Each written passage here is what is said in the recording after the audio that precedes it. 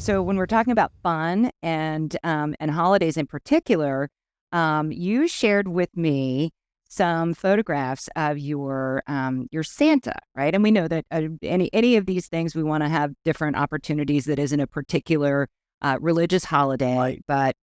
but Santa's a kind of a big deal. And for those of you that are taking this in on the YouTube, I'm going to give you a little video option here, just to show you a little slide, so you can see the photos that we're talking about. So Jack sent me these pictures. Tell us about your pictures with Santa event. So we're having this event again this year. It'll be hosted here in the lobby of our corporate office. We've got a real large lobby. It's lots of white space, which lends itself to this event. A real close friend of mine has been hired as Santa Claus. It's the gentleman you see in the picture.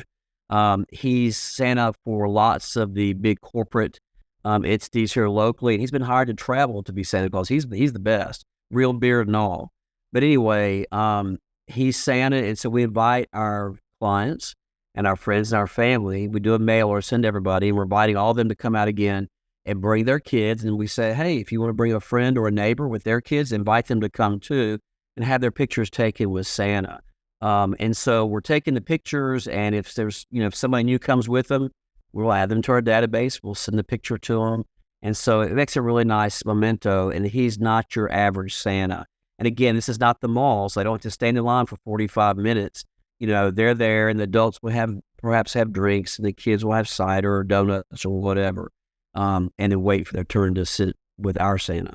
And so that's that. And you are absolutely right that this is not your ordinary Santa. So for those of you that are seeing the video, the photos, I chose some really nice, compelling, happy children photos. But Jack shared with me some that I immediately saw that the child was like screaming or squirming or really uncomfortable. And I thought, why would Jack share those with me? And then I realized that in those photos, Santa was also mimicking the child's behavior. So if there was a tantrum going on, Santa was absolutely like, I guess I did include one here on the right, the little girl that's being shy. So Santa's being shy as well. But I thought that was great and really perfect. Is that one of your wreaths there in the? No, not in that particular picture. That's when we used to the Yeah. LOB wreaths are there's something else. That's not one of them.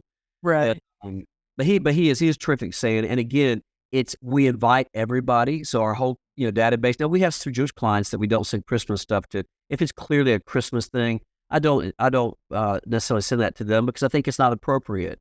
But if it's just strictly holiday sort things, holiday parties, we obviously would invite them to that event. So we want to make sure it feels like it's being sensitive to everybody and fun for everybody.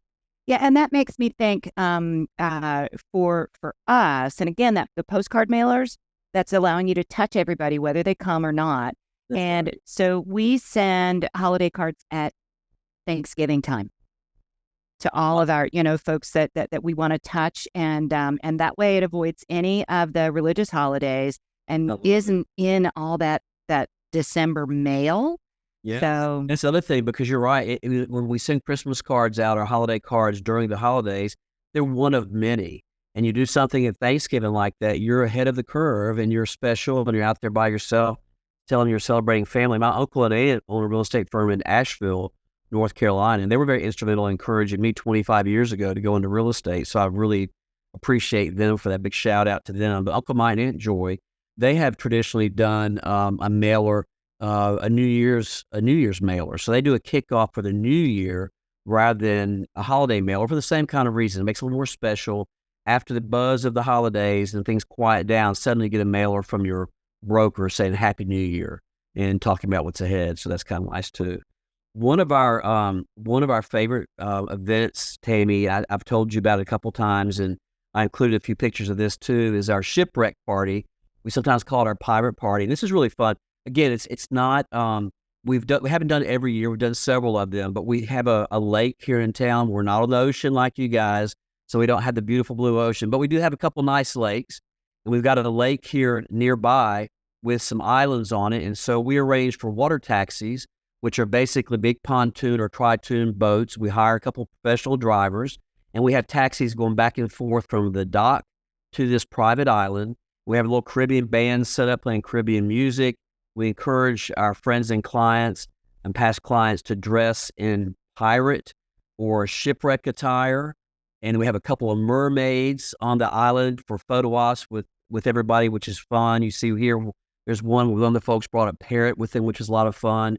And we have a couple of signature drinks, and then we have lots of soft drinks, that kind of stuff. It's just a real fun, casual event. We do face painting for the kids, and the whole thing is just come and go when you want. So we might do it for 3 or 4 hours, but you can drop in for an hour, ride the water taxi over, the taxi back to the dock when you're ready to go. Lots of fun.